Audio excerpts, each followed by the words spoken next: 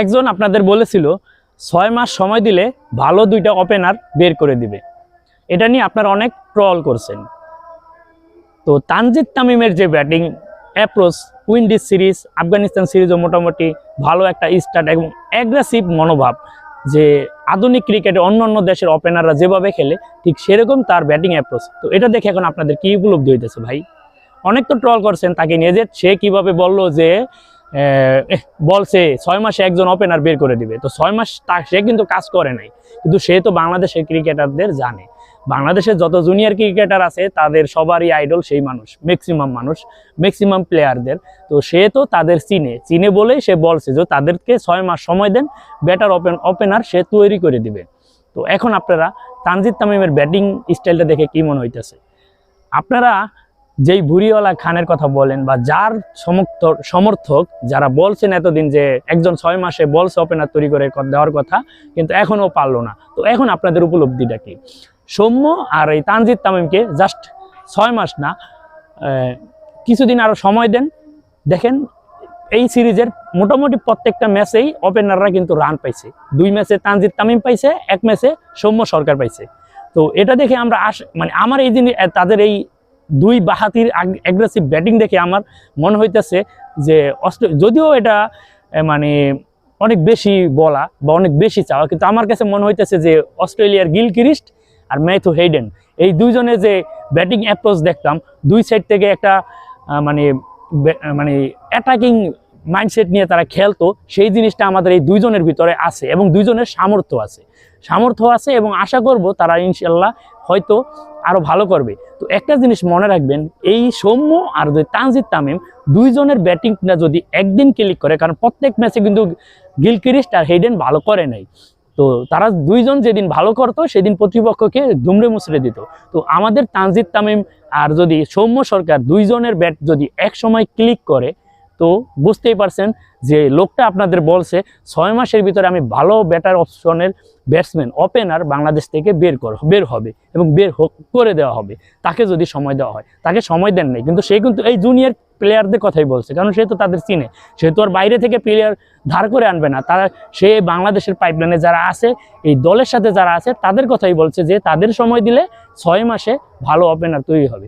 তো আপনারা তাদের প্রথম এই শুরুর দিকের পারফরমেন্স আর যার সমর্থক আপনারা, তার শুরুর দিকের পারফরমেন্সটা মিলিয়ে নেবেন। তানজিদ তামিমের এক একটা শট দেখছেন যে স্টেপ ডাউন করে যে লং অনের উপর দিয়ে বা মিড অনের উপর দিয়ে যে বিশাল ছক্কা মারা, এগুলা মানে আমি বাংলাদেশের মানে লাস্ট কোনো ওপেনারকে এরকমভাবে ব্যাটিং করতে দেখি নাই। মানে আমাদের মনে হয় না বাংলাদেশের কোনো বাহাতি ব্যাটসম্যান এত সুন্দরভাবে মানে এই এক্সট্রা কাভারের উপর দিয়ে এত লম্বা 6 মারতে পারে। তো তানজিদ তামিমের এই ব্যাটিং অ্যাপ্রোচটা আশাবাদী আমাদের করছে যে বাংলাদেশে সে যেহেতু বাংলাদেশের সর্বকালের সেরা ক্রীড়াবিদ, সর্বকালের সেরা ক্রিকেটার, সে যেটা বলবে সেটা অবশ্যই কিছুটাও আছে সম্ভাবনা আছে বলে, মানে আছে বিদায়ী সে কিন্তু বলেছে যে বাংলাদেশের 6 মাসের ভিতরে আপনি যদি সময় দেন ভালো ওপেনার বের হয়ে আসবে। তো অটোমেটিক বের হয়ে আসছে, হয়তো বেশ সময়, কারণ সময় ওরকম দেওয়া হয়নি। তো আস্তে আস্তে দেখবেন আরও পাইপলাইনে আছে। তো বাংলাদেশে একটা বিষয় কি, বাংলাদেশে মেধার অভাব নাই, বাংলাদেশে ব্যাটসম্যানদের টেকনিকেরও অভাব নেই। সমস্যা হলো বাংলাদেশের পরিচর্যা। যেমন বাংলাদেশ আন্ডার-19 লেভেলের যে খেলা যারা ফলো করেন, 2004-05 সাল থেকে যারা আমরা খেলা দেখি, তখন থেকে দেখছি যে বাংলাদেশের অনূর্ধ্ব-19 দল সবসময় বিশ্ব আসরে ভালো খেলতো। ফলস্বরূপ যদিও 14 বছর পরে, 15-16 বছর পরেও আমরা অনূর্ধ্ব-19 দলের বিশ্বকাপ দেখছি, কিন্তু আমাদের এই অনূর্ধ্ব-19 দল কিন্তু আমাদের বিশ্বকাপটা এনে দিছে। তো এটা দেখে আপনি এটা ক্লিয়ার হবেন এবং বুঝতে পারবেন যে বাংলাদেশে প্রতিভার অভাব নাই, টেকনিক্যাল ব্যাটসম্যানের অভাব নাই এবং সামর্থ্যের অভাব নাই। অভাবটা কি? অভাবটা শুধু পরিচর্যার।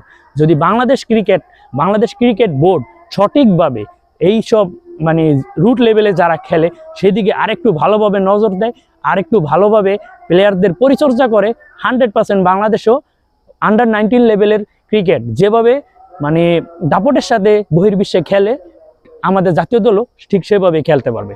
যেরকম আপনারা দেখেন ভারতে সৌরভ গাঙ্গুলি মাত্র 2 বছর মানে নিয়ন্ত্রণ নিয়ে ভারতের যে ক্রিকেট অবকাঠামো, যদিও তাদের ক্রিকেট অবকাঠামো আরো পুরনো এবং তারা অনেক আগে থেকেই তাদের ক্রিকেট অবকাঠামো উন্নত, কিন্তু সৌরভ গাঙ্গুলী মাত্র 2 বছরে, আমার মনে হয় যে অন্যরা যা 20 বছরে কাজ করছে সৌরভ গাঙ্গুলী সেটা মাত্র 2 বছরে করে দিচ্ছে। কারণ কি? তার সামর্থ্য আছে, তার ভিতরে কনফিডেন্স আছে।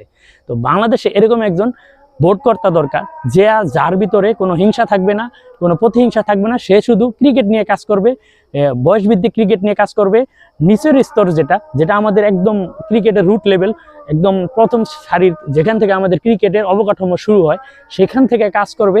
এরকম একজন ভোটকর্তা দরকার, যে আসলে 100% এই বাংলাদেশের ক্রিকেটের সম্ভাবনা আছে। কারণ বাংলাদেশের ক্রিকেটারদের সামর্থ্যের অভাব নাই, সম্ভাবনার অভাব নাই, এবং সব কিছুর তাদের আছে। শুধু একটা জিনিসের অভাব, সেটা হলো বিসিবির সদিচ্ছা।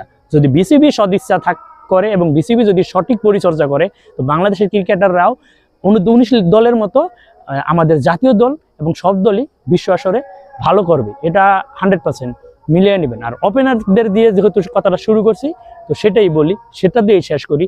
তো তানজিদ তামিম এবং সৌম্য সরকার, এদেরকে আপনি সময় দেন, দেখবেন যে আপনারা যার ভক্ত, যার জন্য 2023 বিশ্বকাপের পর থেকে একটা মানুষের পিছনে লেগে আছেন, তার থেকে শুরুর দিকে তো অবশ্যই দেখতে পাচ্ছেন তার থেকে অনেক বেটার, অনেক ভালো। তো আশা করবেন যদি তার মতো সুযোগ পায়, তার মতো সময় পায়, তারা অনেক ভালো ক্রিকেট খেলবে এবং বাংলাদেশকে অনেক ভালো কিছু উপহার দিবে। সে 6 মাসের কথা বলছে, সে কিন্তু বাংলাদেশ ক্রিকেট এই 1 বছরের ভিতরে ওরকম নাই, তার কোনো মানে সে দলও নিয়মিত না এবং খেলছেও না। কিন্তু সে এই যে রুট লেভেলের প্লেয়ার যাদের পাইপলাইনে আছে, তাদের দেখেই বলছে যে 6 মাস সময় দেন, বাংলাদেশে ভালো ওপেনার তৈরি হয়ে আসবে। তো আশা করি এটা দেখে আপনারা অবশ্যই বুঝতে পারছেন, যেহেতু সে সর্বকালের সেরা ক্রীড়াবিদ, বাংলাদেশের সর্বকালের সেরা ক্রিকেটার, সে ভুল বলবে না, সে জেনে বুঝেই বলবে। তো ধন্যবাদ সবাই, আসসালামু আলাইকুম।